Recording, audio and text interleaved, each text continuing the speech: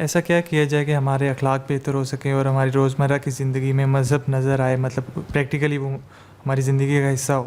دیکھیے 2-3 باتیں قرآن مجید سے واضح ہوتی ہیں. ایک تو قرآن مجید سمجھ کر پڑھیں تاکہ آپ کی وہ ذہن سازی کریں. قرآن مجید میں بعض مقامات ایسے ہیں کہ جب وہ آدمی کو روک لیتے ہیں کہ شرم کرو، تم کیا کرتے پھر رہے ہو اور قرآن کیا کہہ رہا ہے، تو اس کو روکنے دیں، اس کو اپنی اصلاح کرنے دیں. پہلا کام یہ کرنا ہے کہ قرآن مجید کو سمجھ کر پڑھیں تاکہ یہ آپ کے ذہن میں اخلاقیات کی کچھ چیزوں کی اہمیت اجاگر کرے. دوسرا کام یہ کریں کہ آخرت کو پیش نظر رکھیں ہمیشہ، کہ آپ آخرت کے لیے جی رہے ہیں. انسان وہ مخلوق ہے جو معنی خیز بامعنی زندگی گزارنے کے لیے پیدا کیا گیا ہے.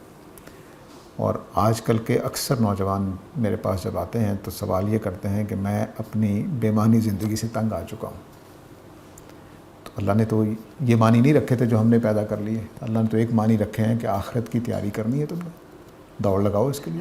وفی ذالک فلیتنافس المتنافسون، دوڑ لگانی ہے تو اس میدان میں لگاؤ.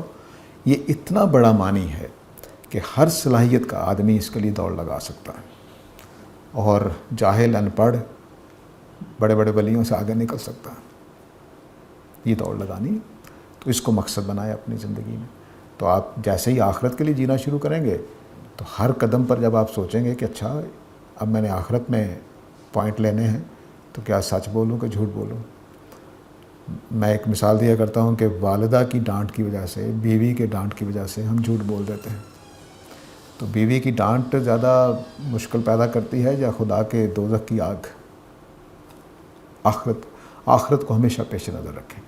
آخرت وہ واحد ایمان عقیدہ ہے جو مجھے اور آپ کو ٹھیک رکھتا ہے. خدا ماننے سے بھی ہوتا ہے، لیکن اگر خدا نے نہیں پوچھنا ہمیں دوزخ جنت نہیں ہونی تو ہم ڈھیلے پڑ جاتے ہیں. تو جنت اور دوزخ کا تصور مستحضر رکھیں، یعنی ہر وقت اپنے ذہن میں تازہ رکھیں. پہلی بات میں نے کہی، قرآن مجید کو اپنے ذہن سازی کرنے دیں، اس کو کھلے طریقے سے پڑھیں، رکاوٹ نہیں ڈالیں اس کے راستے میں. جو باتیں کہتے ہیں جو سمجھ نہیں آئے چھوڑتے جائیں، پڑھتے جائیں، چھوڑتے جائیں. جو یا عجیب و غریب کتاب ہے کہ آپ کو شروع میں ہو سکتا ہے اس کی بات سمجھ نہ آئے، ہو سکتا ہے دوسرے سپارے میں جا کر سمجھ آ جائے، تیسرے میں آ جائے، چوتھے میں آ جائے، سمجھا دیتا. تیسرا کام جو کرنا ہے وہ ان لوگوں کی صحبت میں بیٹھیں جو صادقین ہیں. صالحین نہیں بولا قرآن مجید نے، صادقین بولا ہے، جو قول و عمل میں سچے ہیں. صالحین میں بھی ہو سکتا ہوں، آپ بھی ہو سکتے ہیں، لیکن ضروری نہیں ہم صادقین ہوں. تو صادقین ویسے ڈھونڈنے کی کوشش کریں، مجھے تو نہیں ملے، لیکن اگر کوئی مل جائے تو اس کی صحبت میں بیٹھیں، جو قول و فعل میں سچے ہوں، جو کہتے ہوں وہی کرتے ہوں، ان کے اقدامات، ان کے اقوال، ان کی باتیں ان کے نظریات کے مطابق ہوں. ایسے لوگ اگر مل جائیں تو ان کی صحبت میں بیٹھیں. نہیں ہے تو بس پہلے دو پر ایک البتہ آپ کام کر سکتے ہیں.